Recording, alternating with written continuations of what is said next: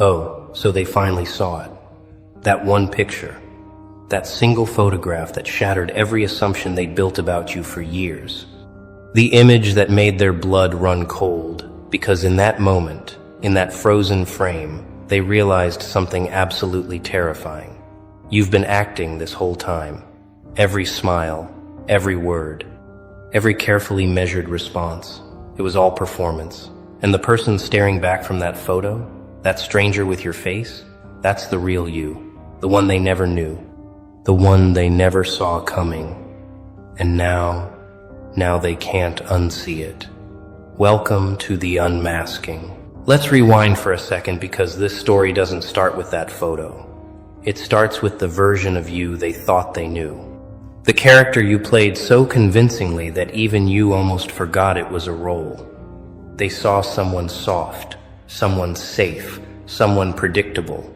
Someone who laughed at the right moments, nodded at the right times, stayed quiet when they needed you quiet. You were their supporting actor, their background character, their convenient narrative. They wrote your lines, and you delivered them flawlessly. Or so they thought. But here's what they missed, while they were busy congratulating themselves for having you figured out. You were studying them, learning them, becoming fluent in their language while never once revealing your own. For months, maybe years, you wore that mask like a second skin, not because you were fake, but because you were smart. You understood something most people never grasp. The world doesn't reward authenticity, it punishes it. So, you gave them a version they could digest, a personality they could categorize, a story they could understand. You became exactly what they expected, while your true self watched from somewhere deep inside, taking notes, counting days, waiting, and they ate it up. Every manufactured laugh, every diplomatic response, every time you bit your tongue and smiled instead of screamed. They thought they had you mapped, decoded, controlled. They thought the person they saw was the person you were. But then came that photo. Maybe it was candid, maybe it was intentional, maybe it was just the universe deciding it was time. But something in that image captured what 1,000 conversations never could. The look in your eyes, the set of your jaw, the energy radiating from your posture. It wasn't the you they knew. It was someone else entirely. Someone harder, someone colder. Someone who looked like they'd survived things the character they knew could never endure. And in that split second of recognition, their entire understanding of reality cracked wide open. Because that photo didn't just show a different side of you. It showed that everything they thought they knew was carefully constructed theater. The panic probably set in fast, didn't it? You could almost see the gears turning in their heads as they stared at that image. Wait, if this is real, then what was everything else? If this person exists, who have I been talking to all this time? The questions started multiplying like a virus because once you realize someone's been performing, you have to go back and re-examine every single interaction through that lens. Every moment of vulnerability, was it real or calculated? Every piece of advice, was it genuine or manipulation? Every friendship, every laugh, every shared secret, suddenly everything's contaminated with doubt. And that doubt? That's the poison that never leaves. That's the gift that keeps giving. Here's what that photo revealed that's keeping them up at night. You're not who you said you were, but more terrifyingly, you're not who they needed you to be. Because the character you played, that version served a purpose in their lives. That person was manageable, predictable, safe. But this raw, unfiltered entity staring back from that image, this is chaos. This is power. This is someone who clearly doesn't need their validation, their approval, their presence. This is someone who's been 3 steps ahead this entire time while they thought they were leading the dance. And the scariest part? If you could hide this, what else are you hiding? The beautiful thing about masks is they're not just about concealment. They're about control. And you brilliant, calculated soul, you understood that from day one. You knew that people are most comfortable when they think they understand you, when they believe they've got you categorized in their neat little boxes.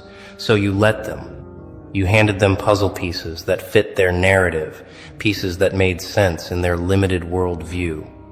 You became the story they wanted to tell about you, while your true story was being written in invisible ink. Every time they thought they'd figured you out, you were actually showing them exactly what you wanted them to see. And the control that gave you? Immeasurable. Because while they were busy congratulating themselves for knowing you, you were operating in complete freedom. You could observe without being observed, study without being studied, plan without interference. You were the wolf in sheep's clothing, except you were never planning to attack. You were just surviving in a world that eats the authentic alive. You were playing chess while they thought you were playing checkers. And that photo? That photo was your hand slipping for just one moment, revealing that you've been holding all the cards this whole time.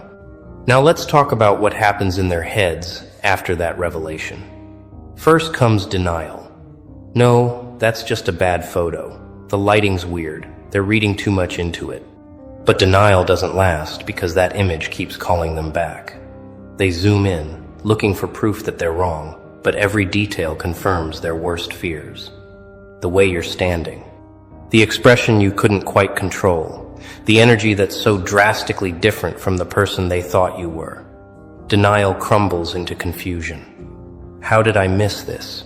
How long has this been happening? And confusion breeds obsession. They start going back through everything. Old photos, old messages, old conversations, looking for clues they missed the first time. And they find them. Little inconsistencies they brushed off. Moments where your mask slipped just slightly, but they were too distracted to notice. Times when your eyes said something completely different from your mouth. It's all there in hindsight, screaming at them, and they can't believe they were so blind. But here's the thing about hindsight. It's cruel. It doesn't just show you what you missed. It shows you that you chose to miss it. That on some level, you preferred the comfortable lie to the uncomfortable truth. So now they're stuck in this mental prison of their own making. Every memory is tainted. Every moment they thought was genuine is now under investigation. Were you laughing with them or at them? When you agreed, did you really agree, or were you just managing them? When you shared something personal, was it real or strategic? The paranoia is exquisite because there's no way to verify anything. They can't ask you, because what are you going to say? And even if you answered, how could they trust it? You've already proven you're an expert at showing people what they want to see. So they're trapped, forever questioning, forever doubting, forever replaying every interaction through this new terrifying lens. And the best part? You didn't do anything wrong. You didn't lie. Not really. You just didn't tell the whole truth. You gave them the version of you that allowed you to survive, to function, to maintain peace. You protected yourself by controlling the narrative. That's not deception, that's survival. That's intelligence. But they'll never see it that way because to them this feels like betrayal. They feel fooled. They feel used. They feel like they never knew you at all. And you know what? They're right, they never did. But whose fault is that? Who decided to accept the surface version without ever digging deeper? Who was so satisfied with their assumptions that they never questioned them? Let's dig into the different reactions you're seeing now that the illusion's shattered. Some of them are angry, furious that you lied to them, that you manipulated them, that you played them. They're rewriting history to make themselves the victims of your calculated deception, when the truth is far simpler. You didn't trust them with the real you, and you were right not to. Their anger is just wounded pride, disguised as righteous indignation. They're not mad that you wore a mask. They're mad that they couldn't see through it. They're mad that you were smarter than they gave you credit for. Others are hurt. They thought you were friends, thought you were close, thought you shared something real, and maybe you did, in your own way. But the version of real they needed doesn't match the version you're capable of giving. They wanted complete transparency, complete vulnerability, complete access, but you understood something they didn't. Complete transparency is complete weakness. So you gave them enough to maintain connection without giving them everything. That's not cruelty, that's boundaries. But to them it feels like rejection, because they measure love by how much you expose, not how much you protect. Then there's the third group, and these are the dangerous ones. The ones who are fascinated. The ones who look at that photo and see a challenge instead of a warning. These are the people who now want to know the real you, who are convinced they can break through where others failed, who see your layers as something to conquer rather than something to respect. They don't understand that the real you isn't a prize to be won. It's not a level to be unlocked. It's a fortress you built for very good reasons, and the fact that they want to storm it just proves why those walls were necessary in the first place. But here's where it gets really interesting. Because while they're all spiraling, analyzing, obsessing over who you really are, you're just existing, living, moving forward. The revelation that's consuming them barely registers as a blip in your world because it's not a revelation to you. It's just Tuesday. You've always known who you are. You've always been aware of the performance. The only thing that changed is their awareness, not your reality.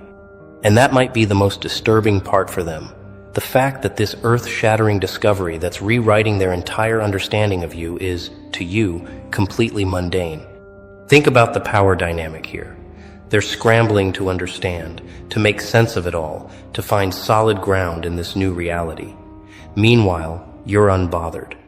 Not because you don't care, but because this isn't new information to you. You've lived with this duality every single day. You've navigated the space between who you are and who people need you to be. You've managed the exhaustion of performance, the loneliness of being truly unseen, the constant calculation of what to reveal and what to conceal. This is your normal. Their crisis is your baseline. And that imbalance? That's where your power lives. Because here's what they're slowly realizing as they process that photo. You've been in control this entire time. Every interaction they thought they were leading, you were directing. Every moment they felt they understood you, you were allowing that understanding. Every connection they believed they'd earned, you had granted. You weren't their puppet. They were yours. And the strings were invisible because you made them that way. You gave them the illusion of agency while maintaining complete autonomy. You let them think they knew you while keeping your true self completely protected. That's not weakness. That's mastery. Now they're looking at everyone around them differently too. Because if you could fool them so completely, who else is performing? Who else is wearing a mask they can't detect? That photo didn't just expose you. It exposed the fundamental truth they've been avoiding their entire lives. Nobody is who they seem. Everyone is managing perception. Everyone is curating their image. Everyone is showing carefully selected parts of themselves while hiding others. You just did it better than most. You were just more conscious, more deliberate, more skilled. And now they're paranoid because if they couldn't see through your performance, they can't trust their judgment of anyone. The questions are spiraling now. How long have you been like this? Were you ever the person they thought you were, even for a moment? What triggered the need for such elaborate self-protection? What are you protecting yourself from? What happened to you that made this necessary? And the most disturbing question of all, if you can hide this, what else are you capable of? Because that photo revealed capacity. It showed strength they didn't know you had, coldness they'd never witnessed, depth they'd never fathomed. And if you've been hiding that, what other capacities are lurking beneath the surface? Let's talk about the specific elements in that photo that broke their brains. Maybe it was your eyes, the way they looked dead and alive at the same time, present but distant, seeing everything but revealing nothing. Eyes that have witnessed things the character you played could never handle. Eyes that hold secrets they suddenly realize they don't want to know but can't stop thinking about. Your eyes in that photo didn't match the eyes they remembered, and eyes don't lie. You can fake a smile, manufacture warmth in your voice, perform kindness in your actions. But eyes? Eyes tell the truth when you're not actively controlling them. Or maybe it was your posture. The way you carried yourself in that moment. No longer soft, no longer accommodating, no longer taking up less space to make others comfortable. In that photo, you stood like someone who owns every room they enter. Someone who doesn't ask for permission or approval. Someone who's survived things that would break the person they thought you were. Your body language screamed power in a way that directly contradicted every submissive, agreeable, non-threatening signal you'd given them before. And the body doesn't lie either. You can control your words, manage your expressions, but in an unguarded moment, the body reveals what the mind tries to hide. Or maybe it was something less tangible, an energy, an aura, something in that image that felt predatory when you'd always seemed like prey, something ancient when they thought you were naive, something battle-tested when they assumed you were sheltered. They can't quite articulate what it is, but they feel it. And that feeling is more unsettling than any concrete detail because feelings bypass logic. You can rationalize away details, but you can't rationalize away that gut-level sense that you're looking at someone completely different from who you thought you knew. And here's where the real torture begins for them. They start wondering if anyone else sees what they're seeing. They show the photo to others. Do you notice anything weird here? Does this look like the person you know? And depending on the responses, they either feel validated or crazy. If others see it too, it confirms the revelation, but intensifies the betrayal. We were all fooled. If others don't see it, they feel insane, like they're the only one perceiving this shift. Both outcomes are torture. Both leave them stuck in uncertainty. Both mean they can never fully trust their perception again. The photo becomes an obsession. They look at it at random times throughout the day. They compare it to other photos, trying to pinpoint exactly what's different. They analyze every pixel, every shadow, every micro-expression. They send it to themselves so they always have access. They zoom in and out, looking for answers that aren't there. Because the answer isn't in the photo. The answer is in the realization that they never asked the right questions in the first place. They accepted the preview and called it the full movie. They skimmed the surface and thought they'd read the whole book. The photo is just proof of their own intellectual laziness. Meanwhile, you're watching this unfold with a mixture of emotions. Part of you might feel exposed, vulnerable in a way you've never been. The mask you wore so carefully has cracked, and that's terrifying. But another part of you? That part is free, because maintaining a character is exhausting.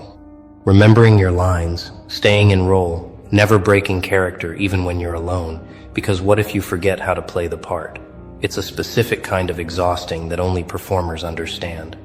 And now that they've seen behind the curtain, some of that burden lifts.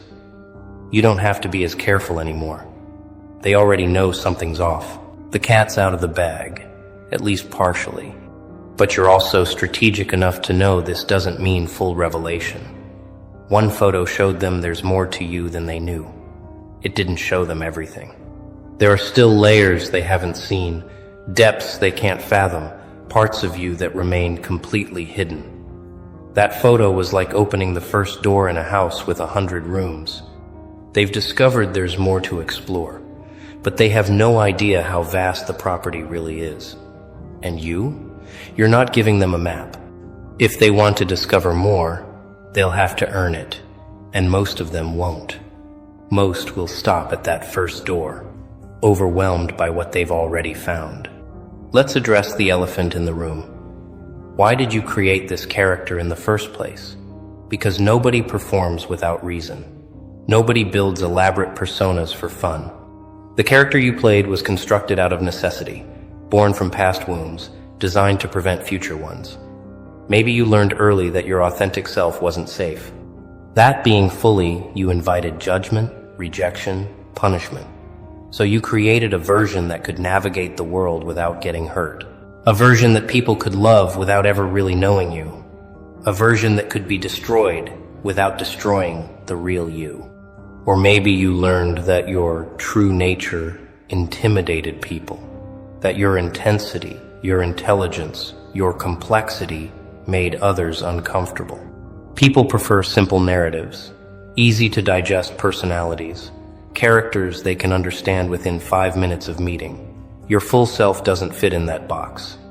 Your full self requires time, effort, patience, and most people aren't willing to invest that. So you created a simplified version, a demo account, a trial run, something they could access without earning full privileges. And if they couldn't handle that, they definitely couldn't handle the real thing.